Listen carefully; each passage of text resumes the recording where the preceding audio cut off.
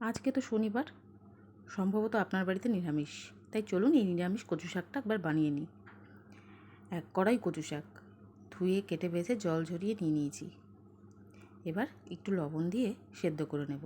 সেদ্ধ হয়ে গেলে জলটাও ঝরিয়ে নেব। এবার কড়াতে তেল গরম করতে দেব। কড়াটা ভালো করে গরম করতে হবে কিন্তু।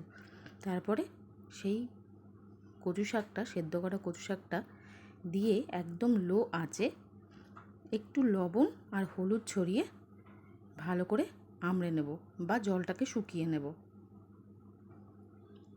কাজটা কিন্তু লো আঁচেই করতে হবে। হয়ে গেলে নামিয়ে নেব। খুব টানাতে যাবেন না। এবার কড়াতে খানিকটা সর্ষের তেল গরম করে দিয়ে দিয়েছি 2খানা শুকনো লঙ্কা আর একটা তেজপাতাকে ছোট ছোট করে কেটে দিয়ে দিয়েছি।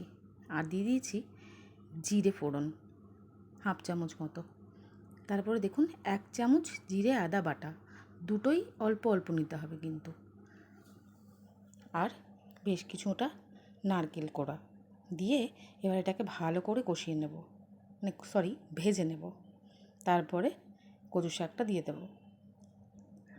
এবার সেটাকে ভালো করে হালকা আঁচে ভাজতে হবে। দিয়ে দেব কয়েকটা চিড়ে রাখা বা ভেঙে রাখা কাঁচা লঙ্কা। 2 চামচ মতো চিনিও আমি দিয়ে দিলাম। আপনারা যেরকম মিষ্টি খেতে পছন্দ করেন সেই হিসাবে দেবেন। আর কচু শাক তো একটু মিষ্টি মিষ্টি ভালোই হয় খেতে, বলুন।